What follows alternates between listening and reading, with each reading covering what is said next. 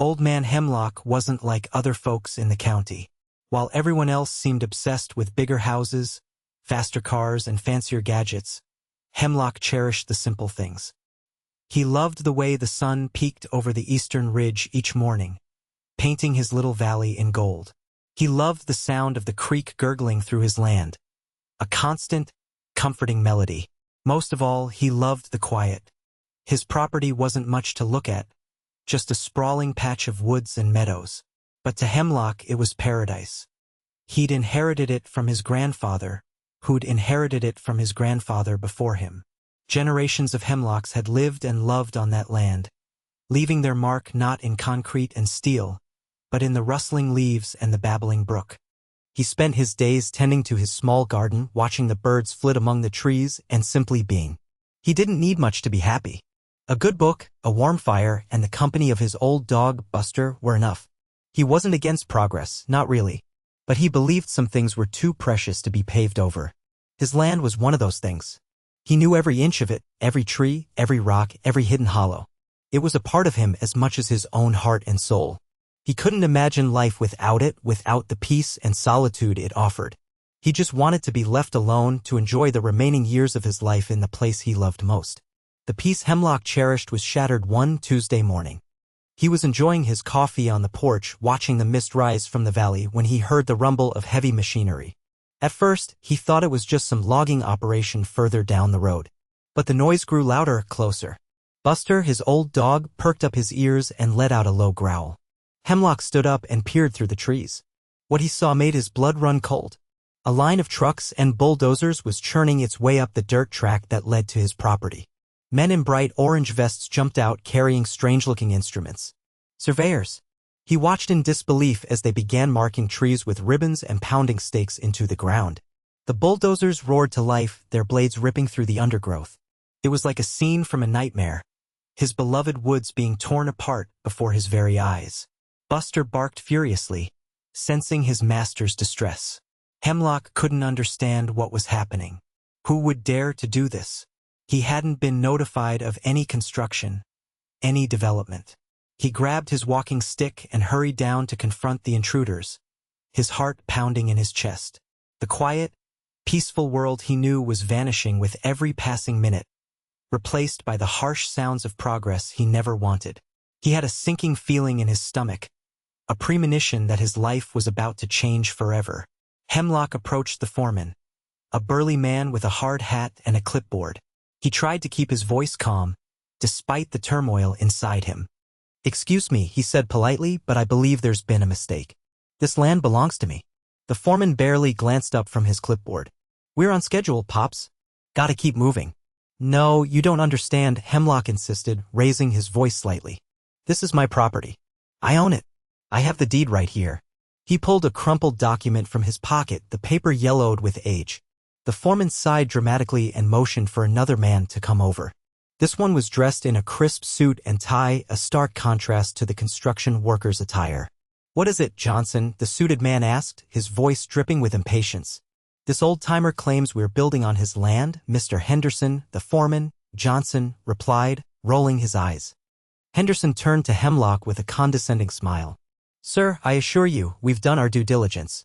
This land is part of the new Meadowbrook Estates development. We have all the necessary permits and approvals. But this deed," Hemlock stammered, holding out the document. "It clearly states that this property belongs to me, Jebediah Hemlock." Henderson took the deed and gave it a cursory glance. "I'm afraid this document is outdated, sir. Perhaps there was a clerical error. But I assure you, everything is perfectly legal and above board. Now, if you'll excuse us, we have a lot of work to do." He handed the deed back to Hemlock and turned to walk away. "Johnson, get back to work," he barked. Hemlock stood there, stunned. He couldn't believe they were dismissing him so easily, ignoring his proof of ownership. He knew he was right. This was his land and they were simply taking it. The arrogance of the HOA representatives was infuriating. Henderson, in particular, acted as if Hemlock was a senile old fool, too confused to know his own property lines. He didn't even bother to properly examine the deed, dismissing it with a wave of his hand and a condescending smirk. It was clear they believed they were above the law, that their development was more important than Hemlock's rights. "Perhaps you're mistaken, sir," Henderson said, his voice dripping with false concern. It's easy to get confused at your age. Maybe you should go back home and rest. He patted Hemlock on the shoulder, a gesture that felt more like an insult than a comfort. Johnson, the foreman, chimed in with a sneer. Yeah, Pops?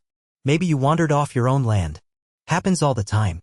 Hemlock felt a surge of anger rising within him. He wasn't confused, and he certainly wasn't lying. He knew his land better than anyone, and he wouldn't stand for these men treating him like a doddering old man. I am not mistaken, he retorted, his voice trembling with indignation. This is my land, and you have no right to be here. Henderson simply chuckled and shook his head. Suit yourself, sir. But we have permits, approvals, and a schedule to keep. We'll be moving forward with the construction. If you have any further concerns, you can take it up with our lawyers. He turned and walked away, leaving Hemlock standing there, feeling helpless and enraged. The bulldozers roared back to life, drowning out his protests and signaling the start of a battle he wasn't sure he could win. Despite Hemlock's desperate pleas and mounting frustration, the construction continued, and at an alarming rate.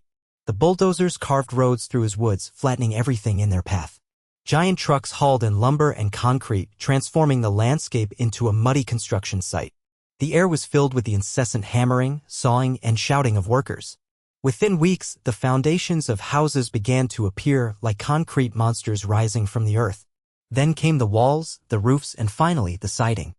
Cookie-cutter houses, all identical and lacking any character, sprouted across his land, replacing the trees and meadows he held so dear.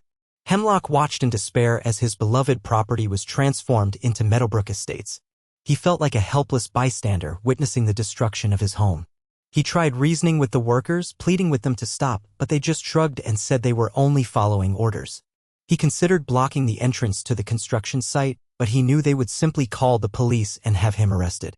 The HOA seemed determined to build as quickly as possible, as if they were afraid someone would stop them. They worked day and night, under floodlights that cast an eerie glow across the valley. Hemlock couldn't sleep, haunted by the sounds of construction and the knowledge that his land was being stolen from him, one house at a time. The feeling of helplessness gnawed at him, fueling a simmering rage that threatened to boil over. He knew he had to do something, anything, to stop them before it was too late. The transformation of his land into Meadowbrook Estates was a constant source of torment for Hemlock. Every new house that went up felt like a personal violation, a further erosion of his past and his identity. The quiet he had cherished was replaced by the sounds of lawnmowers, barking dogs, and children playing. The night sky, once filled with stars, was now illuminated by the harsh glare of streetlights. He watched as families moved into the new houses, oblivious to the fact that they were living on land that rightfully belonged to him. He saw them planting flowers, hanging up decorations, and trying to create a sense of home in a place that felt utterly alien to him. It was like watching strangers occupy his own life, his own memories. The anger inside him grew with each passing day, festering like a wound. He felt a deep sense of injustice, a burning desire to reclaim what was his. He spent hours pacing his house, racking his brain for a solution. He considered acts of vandalism, acts of defiance, but he knew that would only land him in jail. He needed a plan, a way to fight back that was both effective and legal, or at least difficult to trace back to him. The HOA had taken everything from him, his peace, his quiet, his land. Now they were about to learn that taking something from Old Man Hemlock came with a price. He just needed to figure out what that price would be. The idea began to form, a seed of revenge planted in the fertile ground of his anger. He would make them regret the day they ever set foot on his property.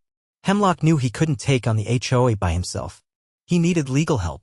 He scraped together his savings and hired a lawyer, a young woman named Sarah who seemed genuinely sympathetic to his plight. She assured him that he had a strong case, that his deed was valid, and the HOA had clearly overstepped its bounds. But Sarah was no match for the HOA's legal team. They were seasoned professionals, experts in land development law, with deep pockets and powerful connections. They argued that Hemlock's deed was outdated, that there were discrepancies in the property records, and that the HOA had acted in good faith based on the information available to them. The courtroom battles were long and arduous. Hemlock sat there day after day listening to the lawyers argue over his land, his life. He felt like a pawn in a game he didn't understand, a game rigged against him. Sarah fought valiantly, presenting evidence, cross-examining witnesses, but it was clear that she was outmatched. The judge ultimately ruled in favor of the HOA. He acknowledged that Hemlock had a valid deed, but he argued that the HOA had made a significant investment in the property and that forcing them to stop construction would cause irreparable harm. He ordered Hemlock to pay the HOA's legal fees, a crushing blow that wiped out his savings. Hemlock left the courtroom defeated and demoralized. The legal system had failed him. He had tried to fight the HOA fairly, but they had simply outmaneuvered him with their money and their power. His anger burned even hotter now, fueled by a sense of betrayal and injustice. He knew he couldn't give up, but he also knew that he couldn't when using conventional means. He needed a new plan, a different approach, something they wouldn't see coming. Desperate and searching for any advantage he could find, Hemlock began rummaging through his attic. Dust motes danced in the shafts of sunlight that pierced the gloom. He sifted through boxes filled with old family photos, forgotten toys, and dusty books. He was looking for something, anything, that could help him reclaim his land. Finally, tucked away in a corner, beneath a pile of moth-eaten blankets, he found it, a rolled-up parchment map. It was old, the paper brittle and yellowed, the ink faded with age. He carefully unrolled it, revealing a hand-drawn map of his property dating back to the 1800s.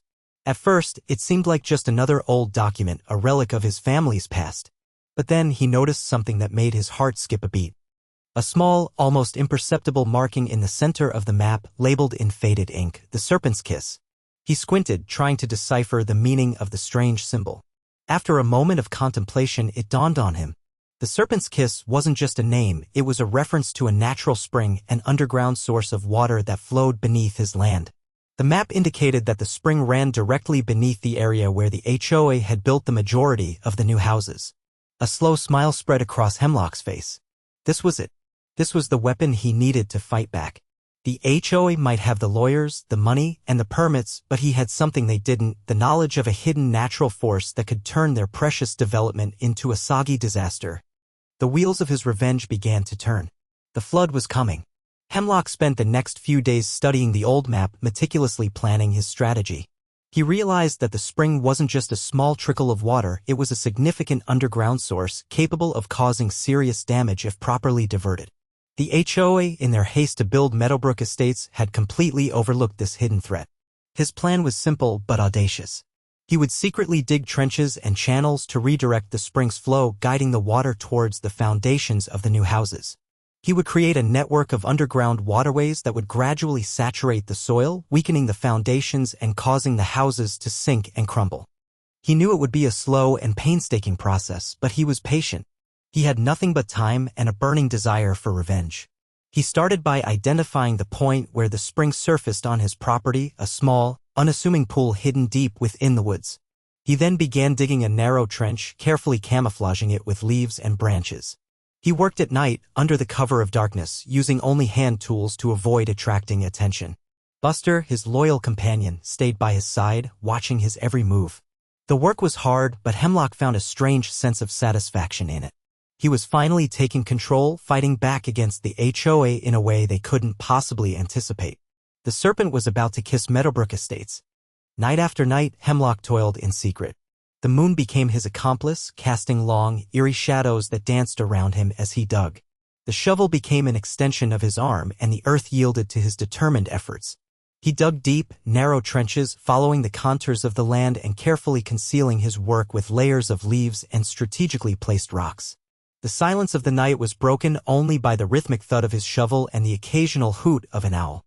Buster, ever vigilant, would alert him to any approaching sounds, giving him ample time to hide his tools and disappear into the woods.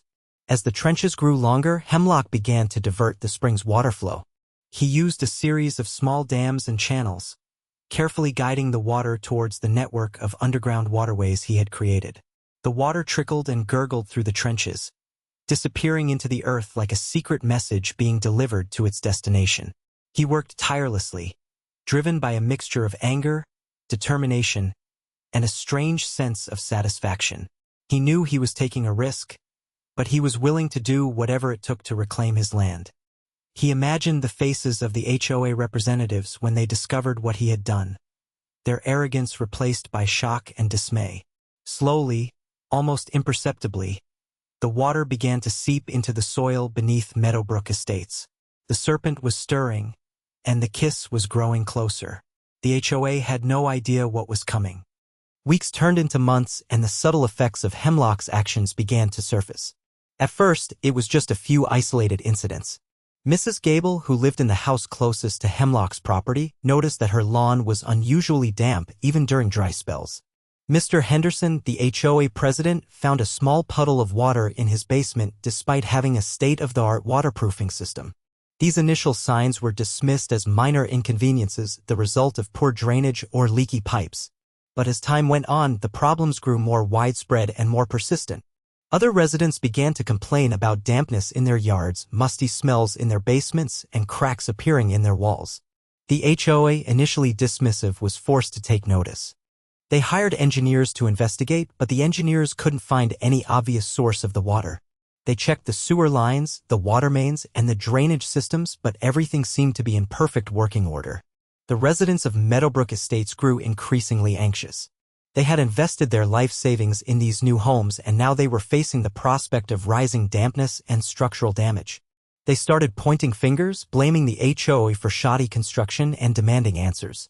Hemlock watched all of this unfold from his porch, a grim smile on his face. His plan was working. The serpent's kiss was starting to take effect. It was only a matter of time before the trickle turned into a flood. The trickle became a stream, and the stream became a torrent.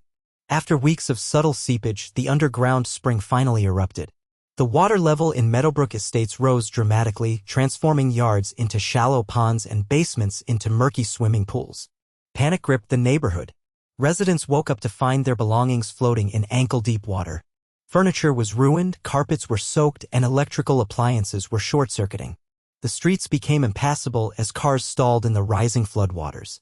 The HOA was in complete disarray. They frantically called emergency services, but the fire department and the local authorities were overwhelmed. They had never seen anything like this before. The engineers were baffled, unable to explain the sudden surge of water. The residents of Meadowbrook Estates were furious.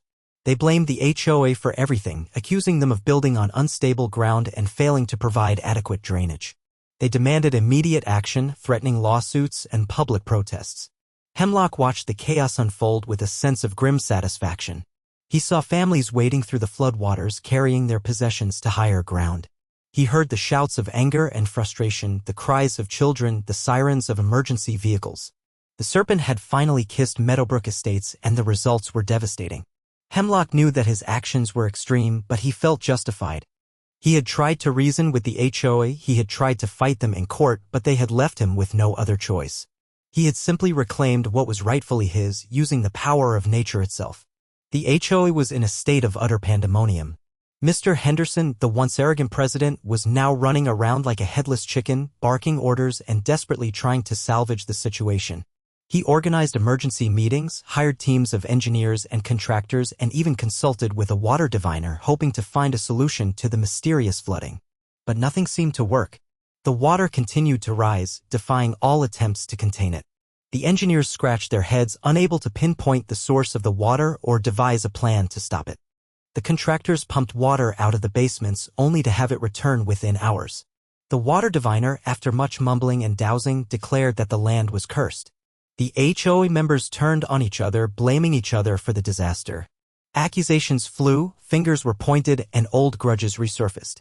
The once harmonious community of Meadowbrook Estates was now a battleground of recriminations and resentment. Henderson, desperate to regain control, offered a reward for information leading to the cause of the flooding. He suspected sabotage, but he had no proof. He even considered accusing Hemlock, but he dismissed the idea as ridiculous. Surely, the old man wasn't capable of such a sophisticated scheme. Meanwhile, the residents of Meadowbrook Estates continued to suffer. Many were forced to evacuate their homes, seeking refuge with friends and family. Their dreams of suburban bliss had turned into a watery nightmare. The HOA's panic only fueled their anger and desperation. They wanted answers, and they wanted them now. Hemlock decided it was time to reveal himself. He walked calmly into the HOA's emergency meeting, held in the flooded community center, his old map tucked securely under his arm. The room fell silent as he entered, all eyes turning towards him. "I believe I can explain what's happening here," Hemlock announced, his voice clear and steady. Henderson, his face red with anger and exhaustion, scoffed. "You? What do you know about this, old man?" Hemlock ignored Henderson and addressed the rest of the HOA members. "This land belongs to me," he said, holding up the old map. "And beneath it lies a natural spring known as the Serpent's Kiss. You built your houses on top of it, ignoring my warnings and my proof of ownership. Now you're reaping the consequences. He unfurled the map, pointing to the marking that indicated the spring's location. This map shows the course of the spring. I diverted its flow, leading the water towards your foundations. I did what I had to do to protect my land. A gasp rippled through the room. The HOA members stared at the map in disbelief, their faces pale with shock. Henderson, however, remained skeptical. "This is ridiculous," he shouted. "This map is ancient. It's not valid. Is it?" Hemlock retorted, his eyes blazing with anger. "Or did you simply choose to ignore it, just as you ignored my deed and my warnings? You were so eager to build your precious development that you didn't bother to check what lay beneath the surface. Now you're paying the price." The room was silent as the truth sunk in. Hemlock had outsmarted them all. The revelation of Hemlock's actions triggered a legal firestorm. The HOA, facing mounting pressure from the flooded homeowners and the irrefutable evidence of the old map, was forced to acknowledge Hemlock's ownership of the land. Their previous claims of clerical errors and outdated deeds were exposed as blatant lies.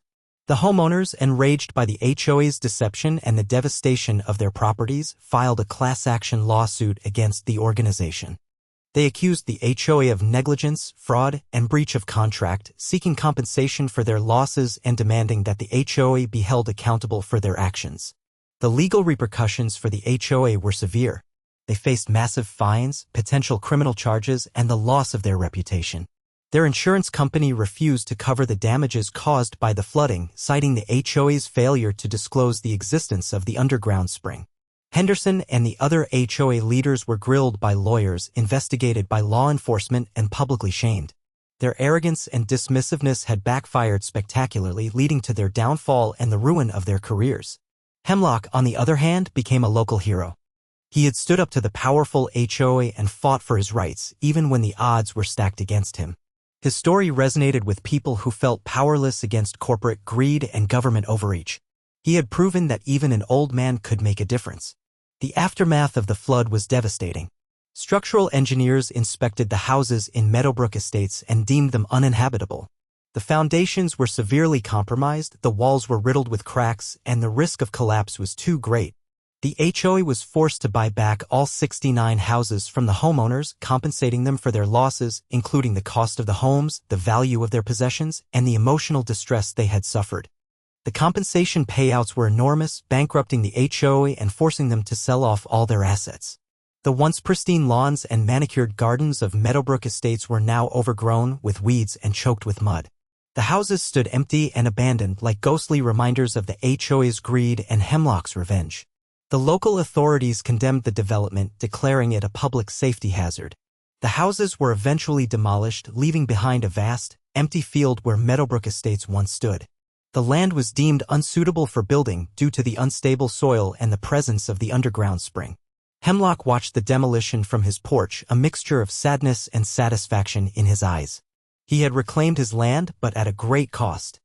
The destruction of the houses was a tragic reminder of the damage that greed and arrogance could inflict. He hoped that the events of Meadowbrook Estates would serve as a warning to others, a lesson about the importance of respecting property rights and the power of nature. With the houses gone and the HOA vanquished, Hemlock turned his attention to restoring his land to its natural state. He hired a team of environmentalists to help him remove the debris, repair the damage to the soil, and replant the trees and vegetation that had been destroyed during the construction. It was a long and arduous process, but Hemlock was determined to bring his land back to life.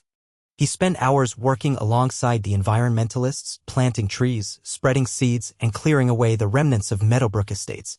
Slowly but surely, the land began to heal. The grass grew green again, the trees sprouted new leaves, and the wildflowers bloomed in vibrant colors. The birds returned, filling the air with their songs.